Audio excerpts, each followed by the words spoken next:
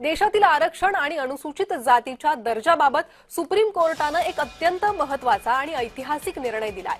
हिंदू, शीख किंवा बौद्ध धर्माव्यतिरिक्त इतर कोणताही धर्म, उदाहरणार्थ ख्रिश्चन किंवा इस्लाम स्वीकारल्यास संबंधित व्यक्तीचा अनुसूचित जातीचा दर्जा आपोआप संपुष्टात येईल, असं सर्वोच्च न्यायालयानं स्पष्ट केलंय। या निर्णयामुळे धर्मांतरित व्यक्तींना आता अॅट्रॉसिटी कायद्याअंतर्गत संरक्षण मिळण्याचा मार्गही बंद झालाय। न्यायमूर्ती पी.के. मिश्रा आणि न्यायमूर्ती एन.व्ही. अंजारिया यांच्या खंडपीठानं हा निकाल दिलाय। आंध्र प्रदेश हायकोर्टानं जो निर्णय दिला होता तो सुप्रीम कोर्टानं कायम ठेवलाय। तर धर्मांतराबाबत हा एक महत्त्वाचा निर्णय म्हणता येईल। एससी दर्जाबद्दल सुप्रीम कोर्टानं हा महत्त्वाचा निर्णय दिला। हिंदू, शीख, बौद्ध धर्माच्या व्यतिरिक्त इतर धर्मात जर तुम्ही धर्मांतरण केलं असेल तर एससी दर्जा आपोआप संपुष्टात येईल, असा महत्त्वाचा निर्णय न्यायालयानं दिला। ख्रिश्चन, मुस्लिम व्यक्तीला एससी दर्जा मिळणार नाही, असा महत्त्वाचा निर्णय न्यायालयाचा आहे।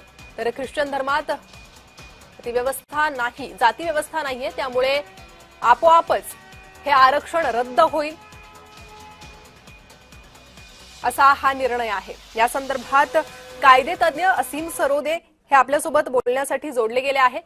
असीमजी, आपण पाहतोय अत्यंत महत्त्वाचा निर्णय हा न्यायालयाचा, कसं पाहतायत या निर्णयाकडे?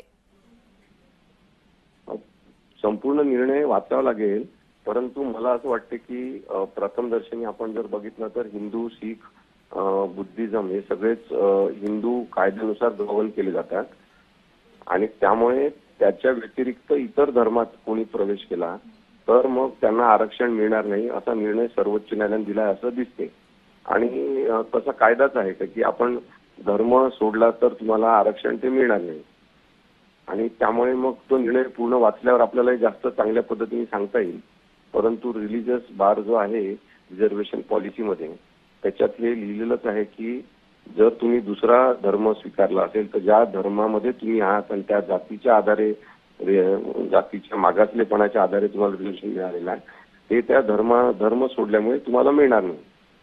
तर मला वाटते की एक तार्किक निर्णय दिलेला आहे असं प्रथमदर्शनी दिसते, तरी सुद्धा संपूर्ण निर्णय वाचल्यावर आपल्याला जास्त विश्लेषण करता येईल।